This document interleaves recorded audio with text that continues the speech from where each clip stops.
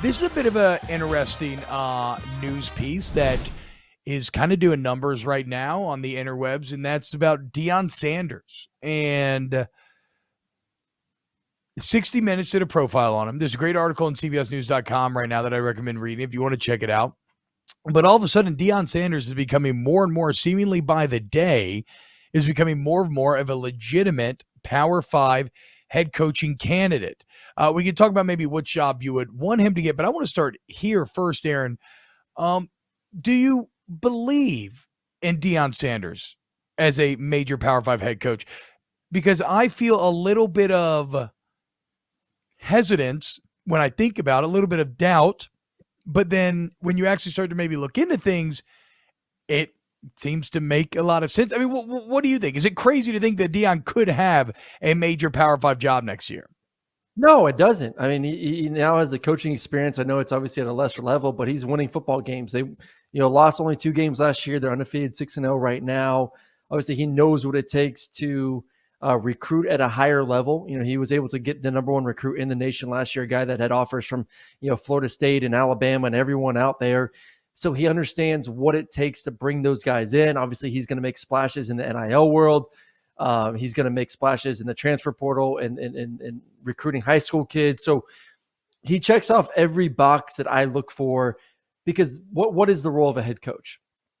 Unless you're the play caller, you are the CEO of the football team. You're the guy that's running the ship. You're the guy going to the meetings. You're the guy dealing with boosters. You're the guy dealing with recruits. You're the guy dealing with the athletic director. You're going to lunches and this and the other. Like, who better to represent your university at all those meetings, at every home of every recruit in the nation, hosting recruits, entertaining boosters, than Deion Primetime Sanders? That's his role. He is the CEO. Coach Rick was my head coach. Coach Rick was not involved with the offense. Coach Rick was not involved with the defense. Coach Rick was doing all those other responsibilities. So unless you are a play caller, and if that's what you're looking for, then go after that guy. But if you're looking for a CEO that can run the ship, then yes, Deion is more than ready to handle those responsibilities. I think you hit the nail on the head, man. In the piece, I believe it's the president of Jackson State is talking about, I've dealt with stars. I've never dealt with superstars. And the interviewer is like, well, explain that a little bit. Like, what do you mean? And she basically says, well, like, a superstar, like literally every door is open to him. Doors that Jackson State in general, HBCUs in general, were never getting open before to them. Meetings they would have never gotten in the past, all of a sudden are there for the taking. And it goes beyond just recruiting, where absolutely, look, they went and got Travis Hunter, which is fantastic. I think they, in the piece, they talk about how they just lost out to Alabama. They were second to like getting a major O lineman to go there. They would never even be in the conversation pre-Deion. But it goes beyond that, because even when he got to Jackson State, they had a practice facility where every time it rained, they were having to go practice at a local high school. It was awful. What'd he do? He went to Walmart, and Walmart donated a brand new practice field. Like he opened that door, went to Walmart, and got them to commit the money to it. That's the type of CEO stuff that Aaron is talking about. And then when you combine that, so he's uber confident. He can recruit. He can handle the fundraising portion of everything. And then you combine that with the actual on-the-field numbers, where Jackson State has been dominant.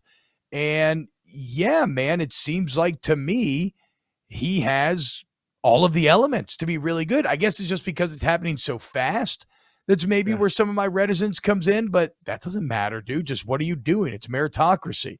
And to me, it's like, it's pretty fascinating, the success that he has had on things like the recruiting trail compared to these giant schools when they have no resources, and these schools have like $100 million in resources. And this may be a bit of a logical fallacy, but like, what happens when all of a sudden you give him an exponential increase in resources? Like do his skills in that recruiting, do they grow? Maybe not 1-to-1, but I mean, even then he's gonna put together some classes, man. And you know what Deion has, maybe more than anything else, Aaron, he just has he has self-belief, but a self-belief that is hard to replicate, and I don't think you can train it. I think you can train yourself to be more confident, but I don't think you can reach these levels. Deion says, quote, I got to win in every facet of life. That's what winning is. That's our natural order. We don't even use cologne. Baby, we a winner. We smell like win around here. When you saw us on the practice field, you walk and when we first met, you could feel that you shook the hand of a winner. You felt that. I know darn well you had to call somebody, say, hey, man, I met Coach Prime, baby. Something about him. Something. He's magnetic. I'm going to win, but not only win, I'm going to dominate. That's what I do. That's who I am. I mean, I'm someone who struggles with like imposter syndrome every day of my life, Aaron. Deion, no such qualms. He knows he's going to win. And whether or not you believe him, he believes him to win in the end. He's right a lot of the time. Yep. So, yeah, man, I think he's a very legitimate Power 5 candidate here. My question is, because there is a sense of Deion could take a job at the end of the season, whether it's Auburn or Georgia Tech. I mean, those are some of the early floaters because they've moved on from their head coaches. But right now, Florida State started off the year hot. Big win, prime time, week 2 versus LSU. They rolled off 4 straight wins. Since then, 3 straight losses. Lost to Wake Forest, lost to NC State, lost to Clemson. I mean, 3 losses versus ranked opponents. Wake Forest, I think, is really darn good. Clemson, I think, is really good. NC State, as we saw this past weekend versus Syracuse, a little bit overrated. But you look at their schedule going forward and some of the teams that may slip up. Miami, Syracuse, Florida. If Florida State is 6-6 or 7-5 with Norvell this year, and the thought is out there that possibly Deion may take a job at Auburn or Georgia Tech or whatever else may pop up here in the next 6 weeks towards December, does Florida State take a chance and move on from Mike Norvell? They've given him his opportunity. If they are 7-5 and things aren't getting better, do they then know that, hey, this may be our one chance to get Coach Prime? My question to you, T-Bob. Well, okay, so here's my feeling, and maybe I'm being a slave to the moment here, but I also think sometimes when opportunity presents itself, you must take advantage. Yep. If Florida State is even thinking about moving on from Norvell, like I am sure, and I would be shocked if those waters are not being tested, right? Like somebody surely is reaching out to Prime's team right now and saying, hey, is there interest here? And in my opinion, if Prime wants to come, I'm making that move. I think I'm making that move. Yep. And it's not even about Mike Norvell as maybe it is about Deion, but I guess it's also about Norvell because he has struggled. He's underachieved. And even though he's improving, he's not improving that fast. Deion feels like someone who could make you better immediately, especially in the age of the transfer portal. I mean, I think we underrate Deion's football knowledge as well. I mean, again, he's not going to be like your X's and O's play callers, but he does know the game inside and out, and he is the master recruiter. He's a master motivator. So, and some people in the chat are saying like we got Brian says I love Prime, but as an AD whose job would probably hinge on this, not sure if I would take the chance. I think he needs to go to a non-Power 5 school first. I don't think so, man. It's like, I think it's what Aaron said. His skill set translates so well to any level of college football that I don't think, and yes, would the AD be taking a risk? Absolutely. But I would rather go out having tried to make Prime work than go out like with 2 more years of middling play under Norvell and then hiring another Norvell-like hire and just failing all over again. So, I mean, what's riskier, hiring?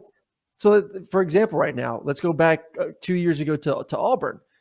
What, in your opinion, right now, if you had to make a decision, what's riskier? Taking a guy from Boise State that none of your fans know about, or taking Deion Sanders? So, like, I completely agree with you, T-Bob, here. Like, every risk is risky. Like, there's no, as we see in college football, like, there's no for sure hires out there. Maybe getting Brian Kelly there at LSU, like, we feel confident that he's going to get the job done. But, like, a lot of these schools, unless you're, like, elite, you're having to take some chances on some. There's a reason why you're getting rid of your coach right now, because things aren't going well.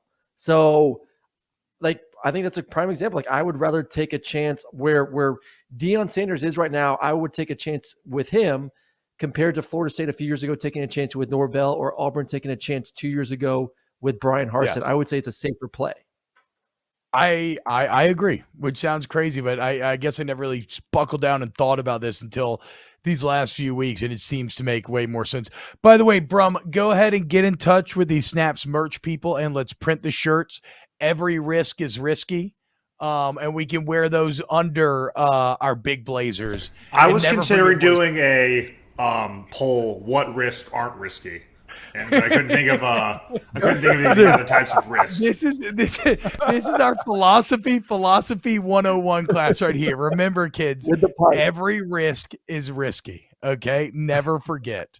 The Did only I say real that? risk. Did I say that by Yes. See, I didn't even realize. I'm like, did I say that? What is that from the chat? Did I go on my tangent and actually say that? Hey, the only real risk is not taking a risk. Okay, the only real risk is not taking a risk, and we ain't doing that here on Snaps. Shout out Deion again. Florida State, like unless Norvell goes 8-4, and maybe even then, if Deion wants to come, Florida State needs to make the move. Okay. Bottom line. That's a little message to you, Florida State, from the Big Blazer Boys.